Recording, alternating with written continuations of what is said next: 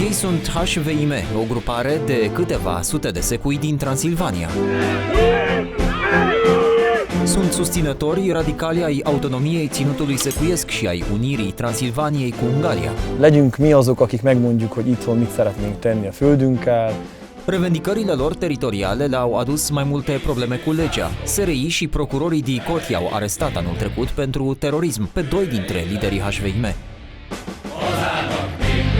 În Transilvania există astfel de grupări care militează pentru autonomie, iar unele au în spate bani publici din Ungaria. Fundația Partidului Jobbik finanțează HVIM din Transilvania. Consiliul Național Secuiesc, organizație care se vrea un viitor parlament al ținutului, scoate an de an în stradă mii de oameni care scandează pentru autonomie. Finanțatorul, statul maghiar. Sumarea este mai mică și scopul este altceva.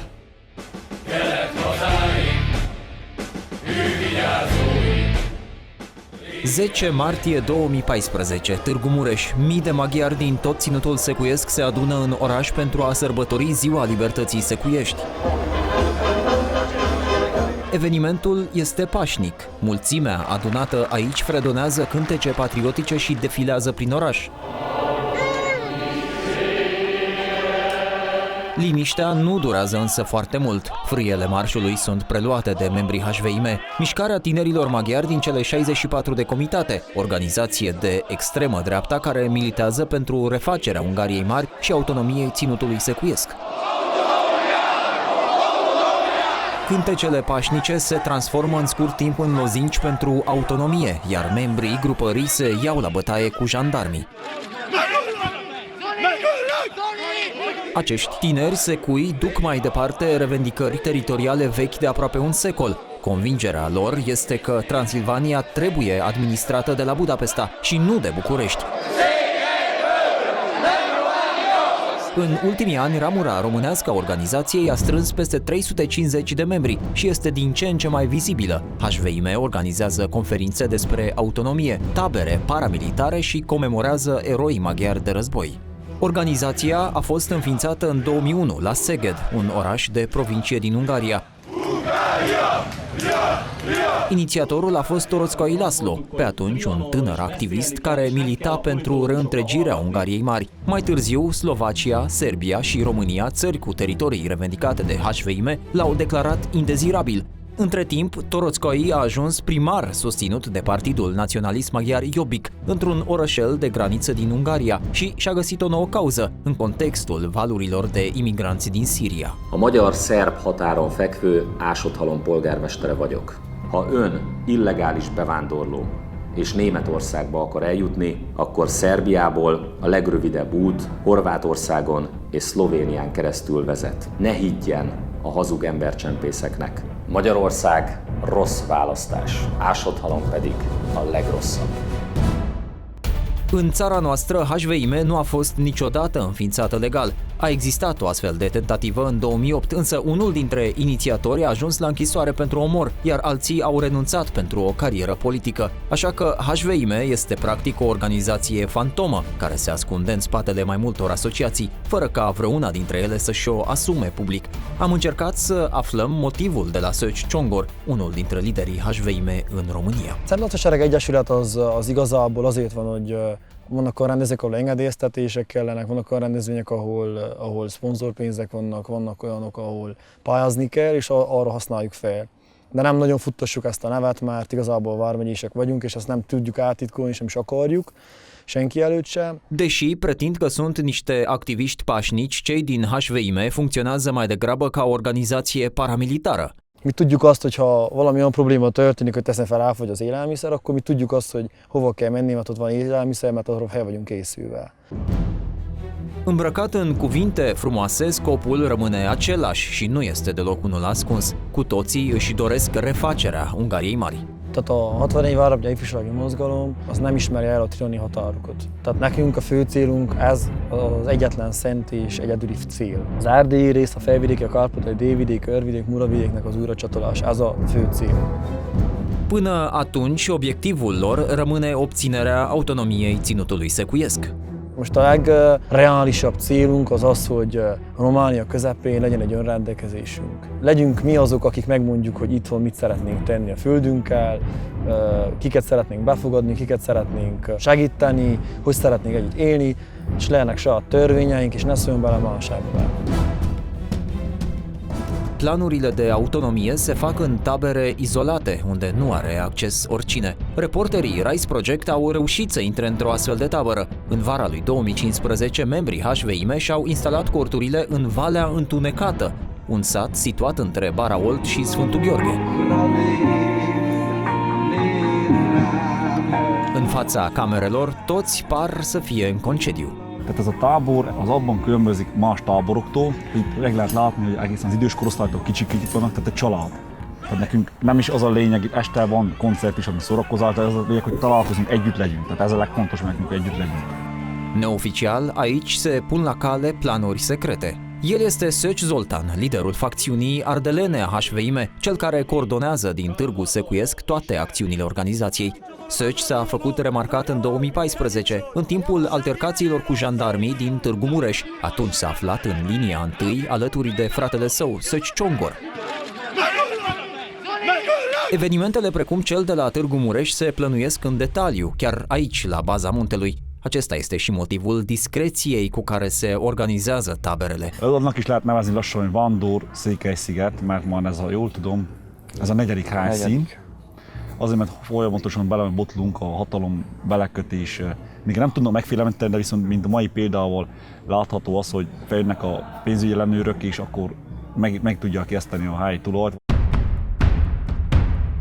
Când camerele dispar, HVIM se transformă într-o organizație paramilitară, după modelul celulelor teroriste. Cel puțin asta susțin SRI și DICOT. În aceste tabere nu se pun la cale doar marșuri și proteste.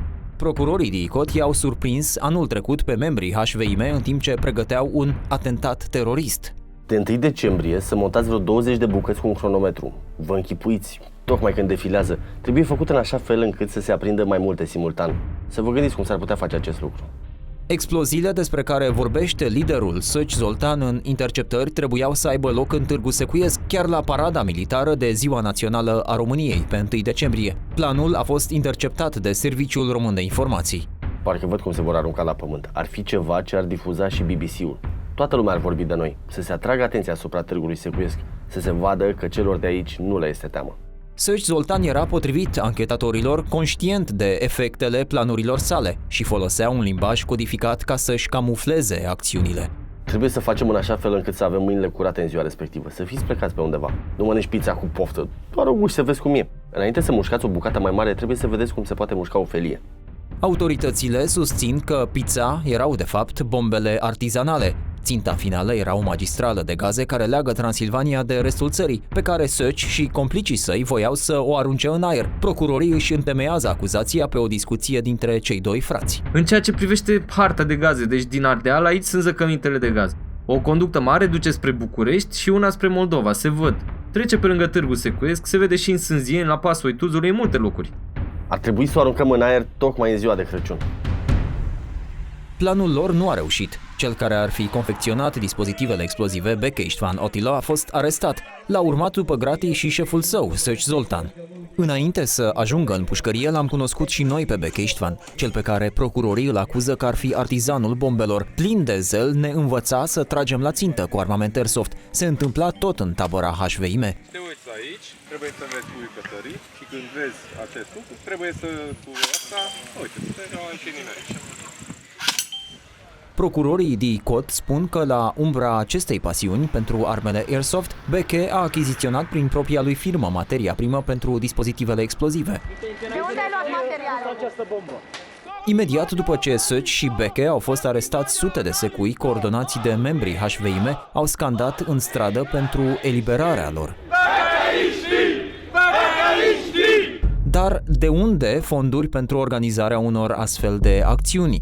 O sursă constantă de finanțare a organizației este chiar partidul ultranaționalist maghiar Jobbik. Formațiunea controlează un ONG care primește constant fonduri de la stat. O parte din acești bani publici sunt transferați mai departe către HVIM în România. Traseul finanțărilor a fost documentat de jurnalistul platformei de investigații de limbă maghiară Atlazo și Poș Zoltan. Partidul Maghiar Jobbik finanțează HVIM din Transilvania. În 2012 cu 2.800.000 de forinți, în 2013 cu 2.500.000 de forinți și în 2014 cu 1.600.000 de forinți.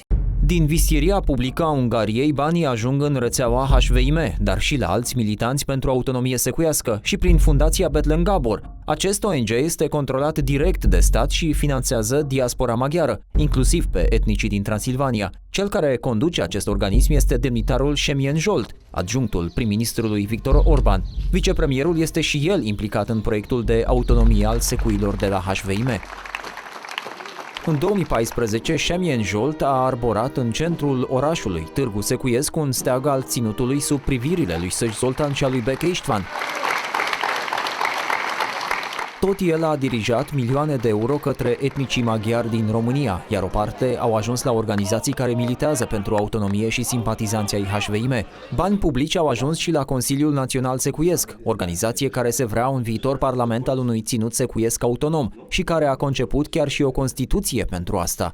Liderul acestui consiliu organizează periodic evenimente unde se adună mii de oameni care scandează pentru autonomie și tot ei au fost și în spatele marșului din 2014, care a degenerat într-o încăierare a membrilor HVIM cu jandarmii.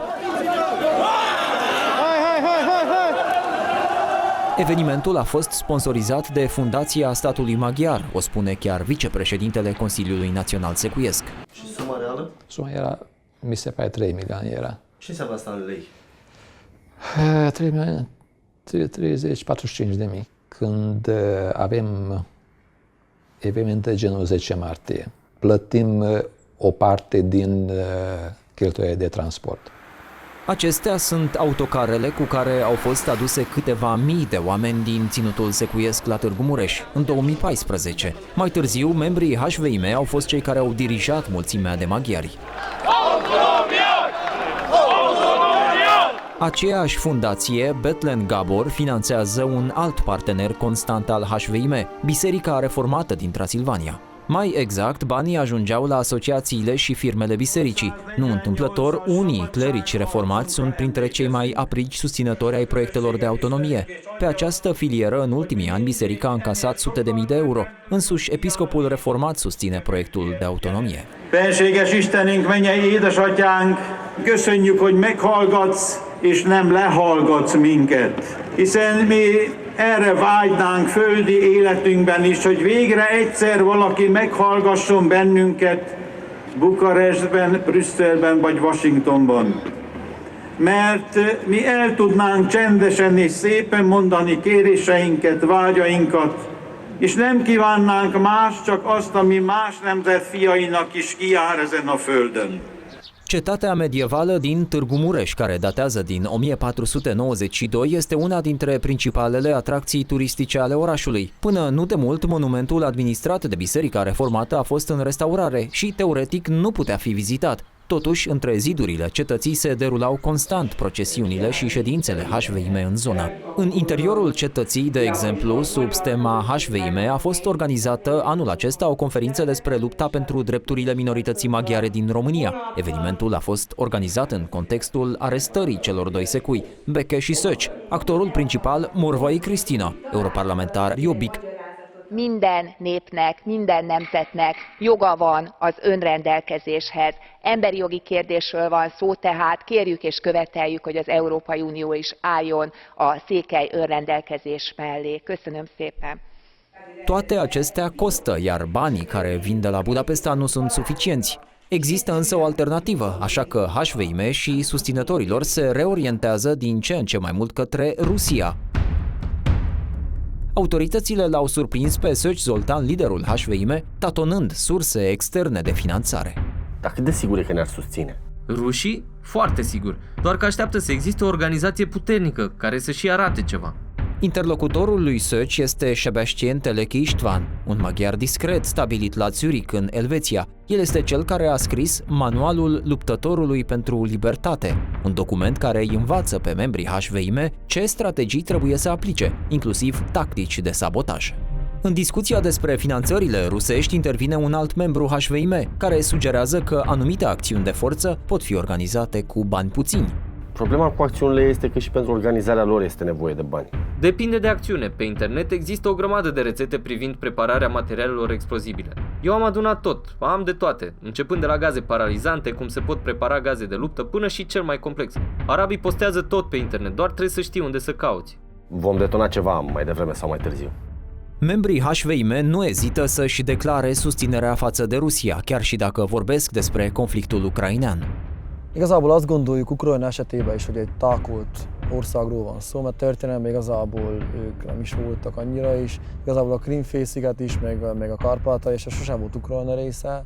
Apropierea HVIM de centrul de putere de la Moscova este din ce în ce mai vizibilă și se face în republicile separatiste din jurul Rusiei prin intermediul Jobbik, partid finanțator.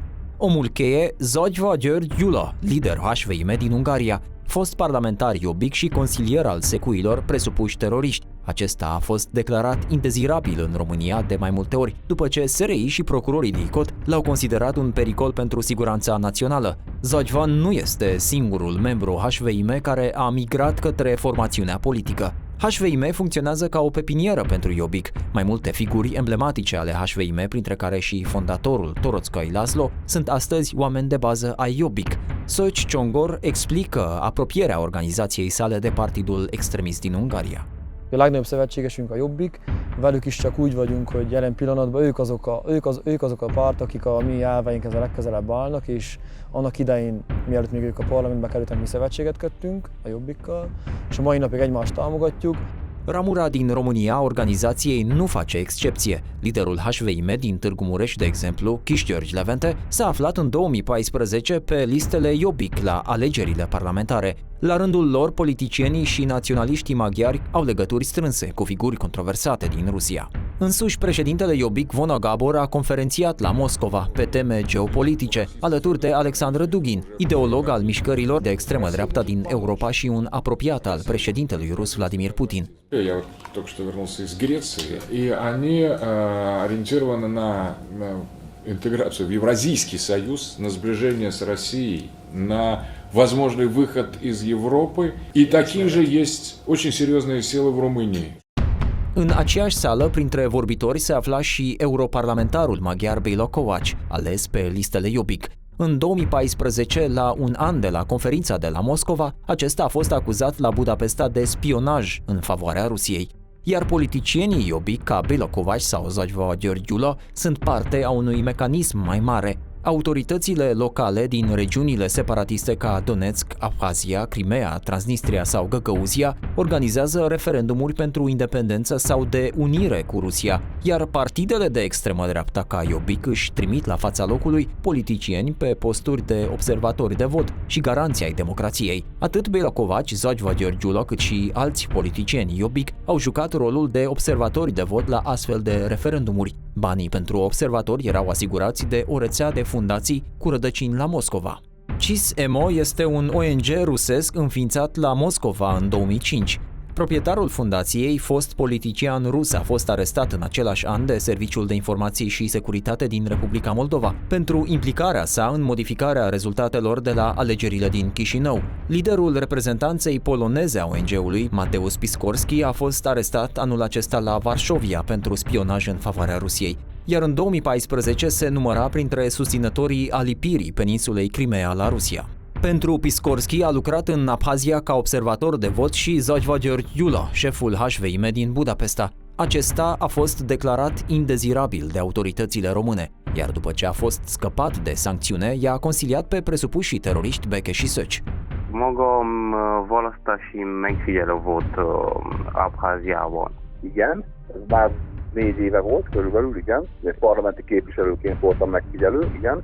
Kapott pénzt ezzel a Abháziában? Nem kaptam pénzt. După aceste referendumuri ilegale, HVIM pornește aparatul de propagandă și se declară solidar cu mișcări separatiste din toată Európa, posibile modele pentru un ținut secuiesc autonom. Egy közös van mindenkiben, az, hogy elnyomja a sorot térni. Tehát van egy olyan többség, amely igazából nem kapta meg a jogait és a történelmi, tehát az, hogy 1000 éven keresztül itt magyar föld volt, és 90 éve nincsen ez így, az nem azt jelenti, hogy nem változtat meg is. Ehhez szükség van olyan szervezetekre, olyan politikai pártokra, akik ezzel ellen felszólalnak. Egy egyszerű példa, tehát hogyha a románok is megértsék, tehát hogyha most Bukarestben betelepítünk, mondok egy számot, 50 000 oroszt, és holnap azt mondjuk, hogy az Oroszország, akkor egyértelmű, hogy a bukarestinek se tetszene, meg ő is harcolna egész addig, amíg utolsó román is megmarad. La fel au susținut cei din HVIM și ieșirea Scoției din Regatul Unit și mai nou și mișcarea Brexit din Marea Britanie, sperând că într-o zi Transilvania va fi din nou a Ungariei.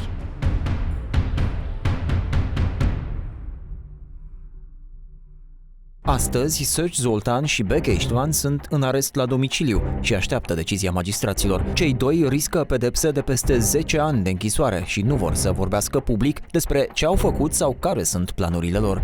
Serviciul Român de Informații și procurorii antimafia au refuzat să comenteze subiectul și cer ca HVIM să fie declarată organizație fascistă.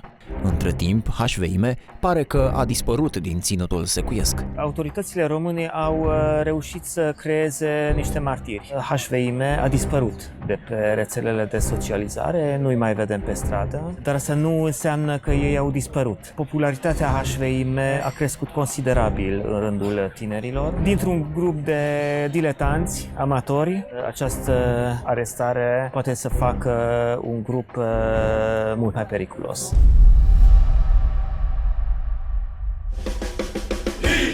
Hűség, bátorság!